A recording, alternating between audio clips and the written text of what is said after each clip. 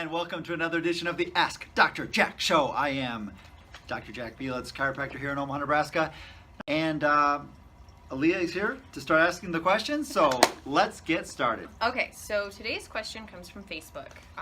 Apparently there is a product out that is claiming to offer sun protection, but it's a pill. Ah, yes, okay. There are a couple of companies out there that are doing this these days. And strange as it may seem, it's based upon this fern from South America. And basically this fern's been around for a long time. We know it's got great antioxidant properties. We know it's been used for a lot of different skin conditions over the years.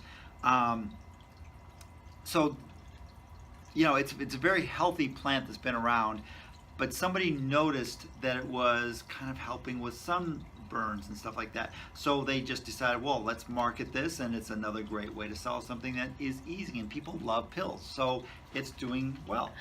Americans do love their pills, don't they? Okay, so, but does it actually protect you from UVA or UVB rays?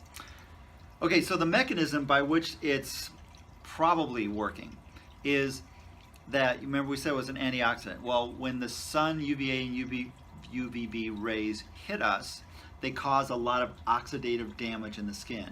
And so the antioxidant properties of the fern can help repair some of that damage.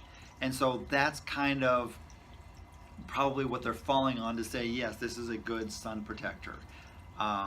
So that's that. So it's not so much a protection against it versus repair the damage that you've done. Exactly. Okay. So a regular sunscreen is going to be over the top of the skin. It's going to block the sun rays so they never reach your body. Okay. Whereas this product is there trying to repair the damage that the rays do. Okay. The biggest problem is when you get too much sun exposure, the radiation causes damage. Now, your body has the ability to repair some of this damage, but a lot of times the damage is more than your body can handle at one time. And when that happens, you start getting the idea of the liver spots, the skin cancer, the cataracts. All of these are associated with overexposure to sun. Just watch yourself. Everything in moderation is great, and the sun is awesome. It's very healthy, but be moderate about it. Okay. Now, you can't really compare the two because, again, this isn't blocking, but most experts agree that it's got a SPF rating of about 2 or 3. So basically very little, if no SPF. It does provide a little protection, so it's not, untruthful in its marketing. But what is it that the government suggests these days? About 15?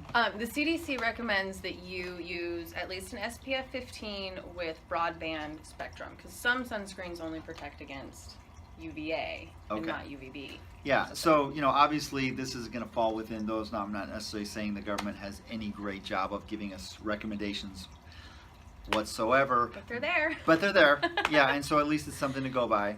So. Okay, so then, what do you suggest people do, this time of year? Sunburns happen. Okay. What do you do?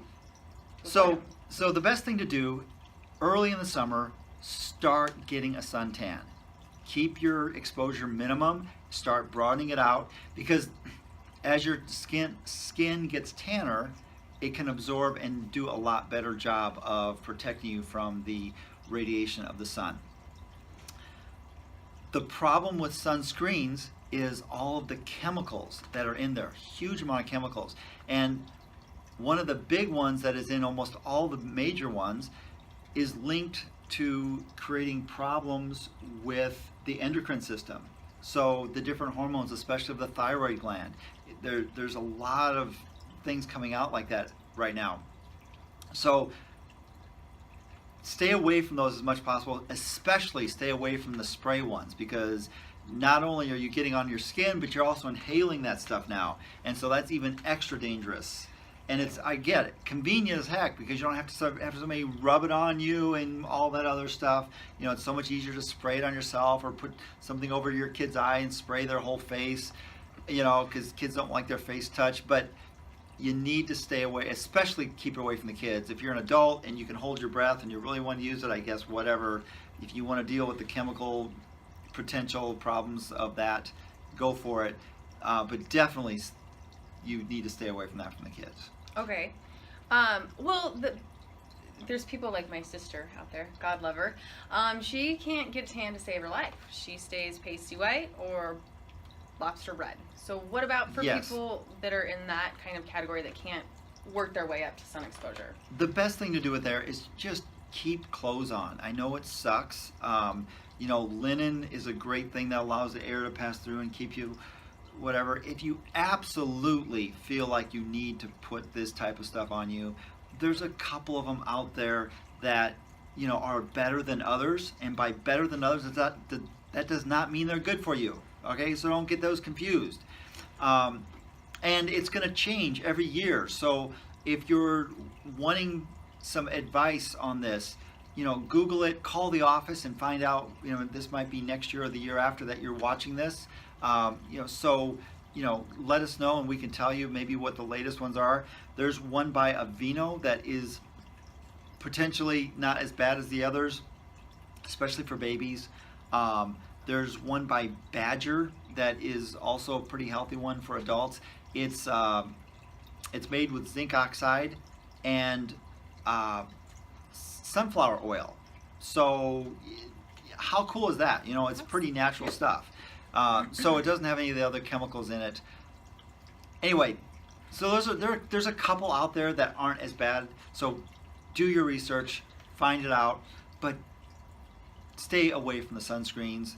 The pill, while it's not going to hurt you, is definitely not going to be of much value to you. All right, there you go. So if you want protection, work up slowly, get a tan, use clothes to protect yourself, and like, share, and subscribe, please. Yes. Okay, that's it for this episode of the Ask Dr. Jack Show. Our phone number, if you want to ask us questions, 402-333-4848.